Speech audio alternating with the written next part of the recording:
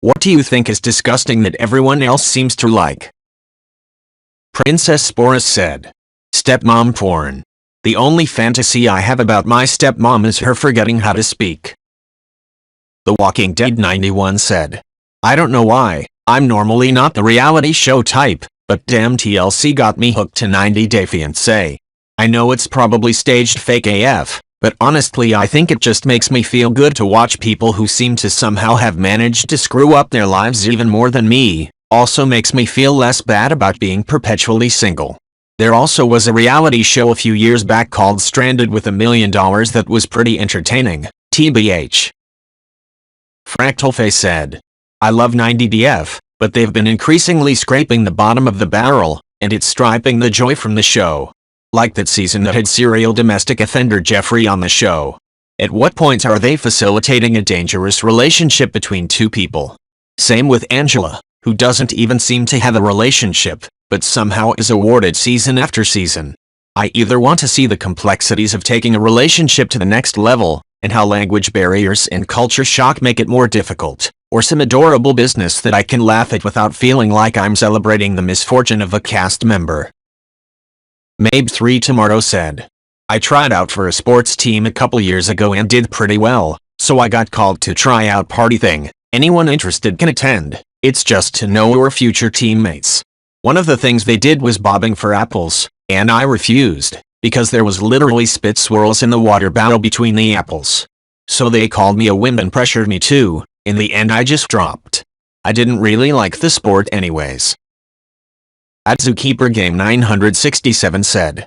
I train detection dogs and have been around a few different types of collected animal urine as a result. We don't look for animals but we sometimes use urine samples to work on distractions in the field. Sign most dogs are interested in that kind of odor, and I actually kind of see it. Boar urine is really strong and has a kind of distinctive scent even to my nose, and I have a terrible sense of smell. Celery tastes good and isn't at all reminiscent of urine to me, so I can't speak for the op, but I can see where the differentiation comes from.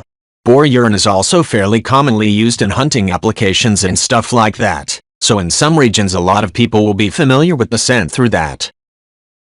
Bebe Bird said. Is cilantro supposed to taste minty? Every time this gets brought up I tell people I don't like cilantro because it tastes like mint and people act like I'm crazy, that it should either taste like soap, or whatever else cilantro tastes like. But no one else thinks cilantro tastes like mint, so I'm stuck here wondering if the soap flavor is like minty soap? Mechadisu said. I read a post just the other saying how it's easier to produce because being step-siblings makes it easier to justify how they already know each other, live together, and might accidentally walk in on each other wonking.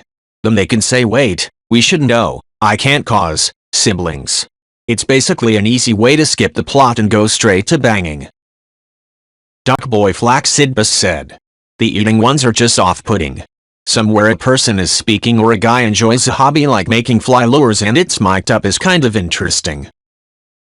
Maimonides said.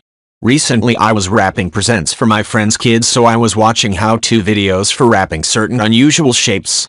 And I was actually getting furious at this one video. It was the perfect shape object for me but this gal would not get to the point.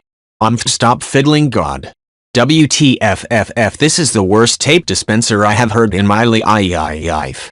Just show me how you pleat the folds, what is taking so long? Then I realized I was 4 minutes into an ASMR video.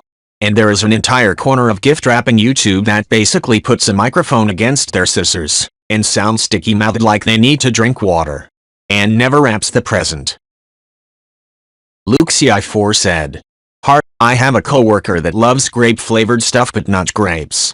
He explained that most grape-flavored stuff doesn't have grapes.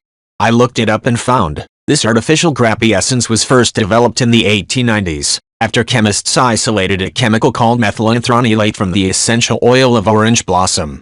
Manufacturers noticed that this chemical, known as an ester, reminded them of the smell of grapes.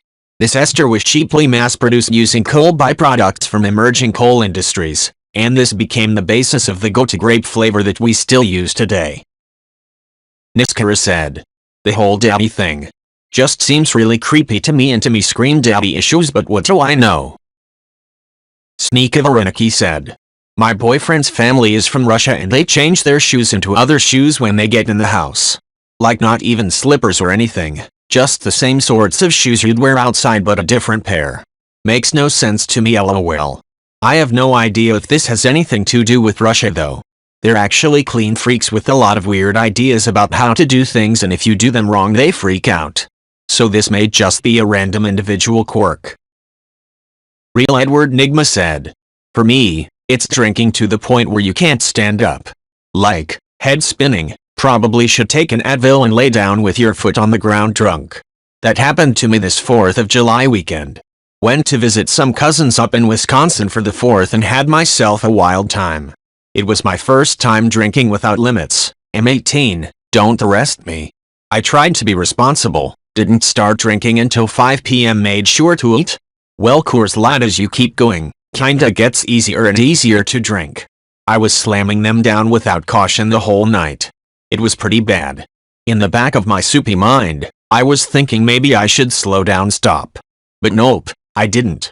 It wasn't until my cousin and grandpa told me to lay down on the couch because I could not walk straight and almost fell down. It was bad.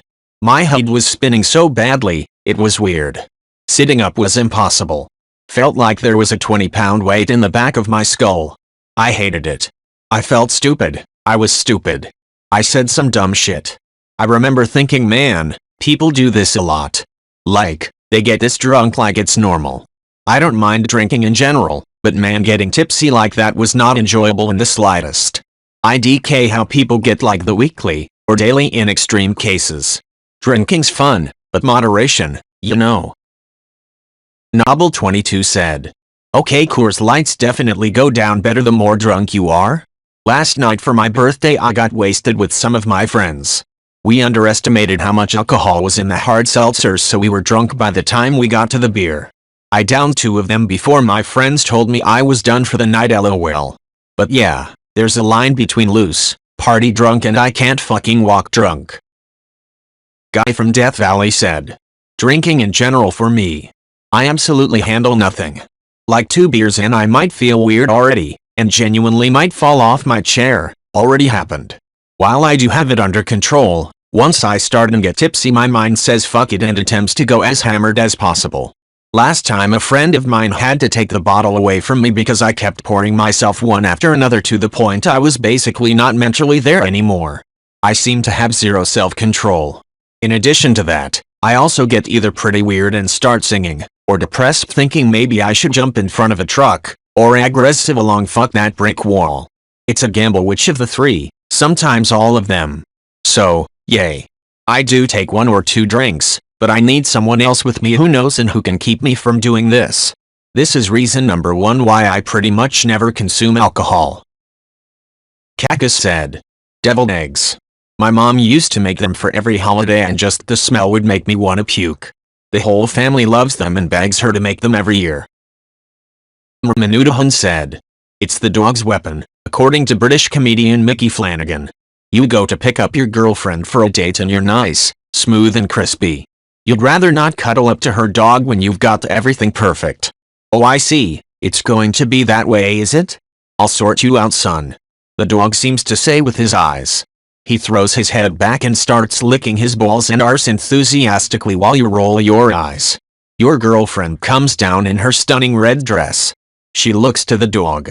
"Is my baby going to give me a kiss before I go out?"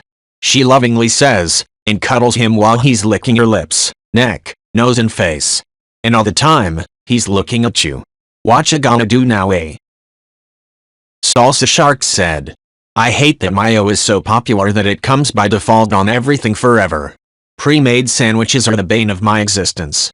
For some reason, sometimes the only side available at functions are mac salad covered in mayo, potato salad covered in mayo, or slaw covered in mayo. I blew my friend's mind the other week because I made elote with butter instead of mayo. It's so ingrained people get confused when it's not automatically on something. Why can't it come in condiment packets on the side like everything else? Only thing mayo is good for is grilled cheese instead of butter, no other situation calls for it."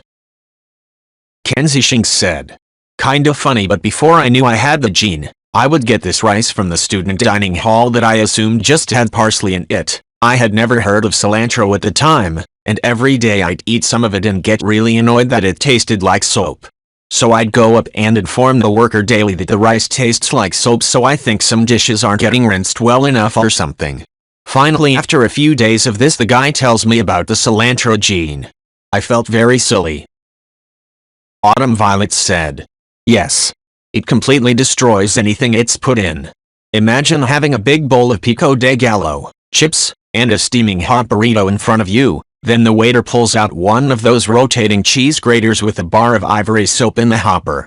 He grates the soap into your pico, dusts a little over your chips, then opens your burrito, covers it in soap's shavings, closes it back up and tells you to enjoy your meal. Now imagine that everyone at the table is eating and telling you that it's delicious, and getting irritated with you because you are having difficulty making yourself swallow anything. In fact, you're having great difficulty not vomiting, and every instinct you have is screaming at you to spit this nasty shit out, rinse your mouth, and eat actual food. You settle for eating pieces of the burrito's tortilla because you're starving, but any piece of tortilla that's too close to the inside might hit you with a soap surprise. Now imagine being told that you're a real drag, a picky eater, or just deliberately being a pain in the ass for attention because everyone else agrees that the chips, salsa, and burritos were excellent. Question your sanity. Question theirs. Decide that you hate Mexican food, and some Chinese food, and some Indian food, and so on. Repeat that infinitum until you finally get told that the common thread is the coriander cilantro, and slowly discover that when coriander is left off, you actually love a lot of different foods. So yes, it ruins everything it touches. Cordelia Grace said, "I was able to drink milk until I was 11 and got strep. My doc determined I was too old for amoxicillin, so I was bumped to erythromycin gigantic white horse pills. Those had to be taken 2x a day with a full glass of milk, not even just a full stomach full glass of milk, 2 weeks of that shit, and I couldn't drink milk ever again. Most I can tolerate is on cereal. I don't get people who are like, a ice cold glass of milk with my cookies cake baked good. Gag." Sour Melissa said, "I used to love gin, but then it started causing the strangest behavior. I suddenly started acting like a perpetually cranky 75-year-old man wherever I drink it. Kids these days don't know anything. When I was their age we had to call the internet. And it took an hour to download a nudie picture, and that's if your mom didn't pick up the phone in the middle of it. Where's my ecto cooler?"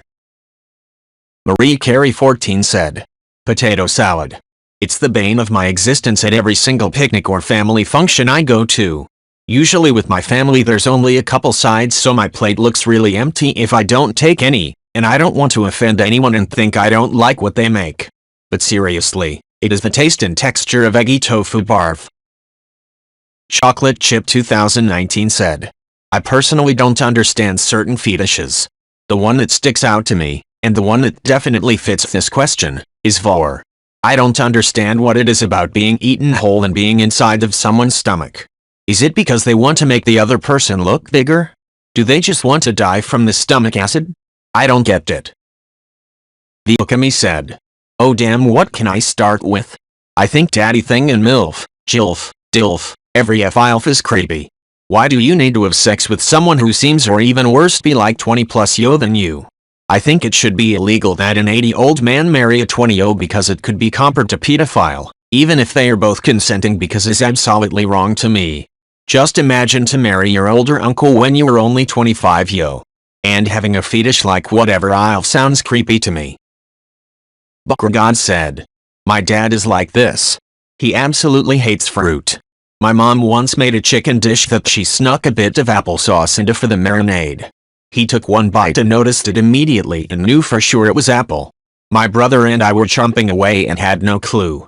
My mom didn't expect his reaction to be as frustrated as it was. He's a pretty chill dude, and apologized by going out and getting one of those huge KFC buckets for him. We still mention this incident 30 years later on occasion." QChewUp 1989 said, "Used to drink a can every day when I woke up. Not even the good stuff, just generic supermarket's own brand. Makes me feel sick nowadays. It later turns out I'm pretty sensitive to caffeine.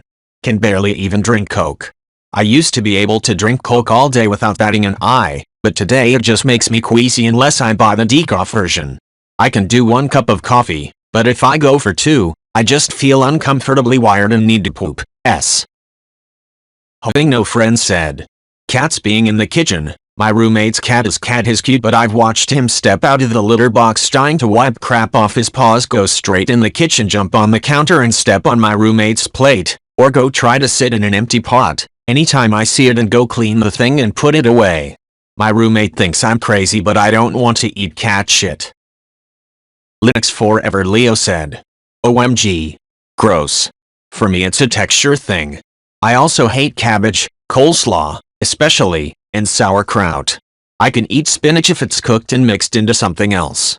A lot of people will chafe at someone who has an aversion to lettuce, but many people also don't know that humans lack the enzyme to process it, cellulose, which is why this is a good diet food. Our bodies can't really do anything with it. We do have bacteria in our guts that can deal with it, but without that, it's pretty much useless. In a starch molecule, the type of glycosidic bond, often called an alpha 1-4 bond, is easily broken by a variety of enzymes we produce in our digestive system. With cellulose, however, the bond is what chemists call a beta 1-4 bond. That is all jargon to say that the two bonds are different, and even though they are similar, the difference is huge for our digestive systems. Those same enzymes that work well on starch don't work at all on cellulose. In fact, no mammal on the planet produces the right enzymes needed to break down cellulose on their own. They typically rely on bacteria in their gut. Linux Forever Leo said. OMG. Gross. For me it's a texture thing. I also hate cabbage, coleslaw, especially, and sauerkraut. I can eat spinach if it's cooked and mixed into something else.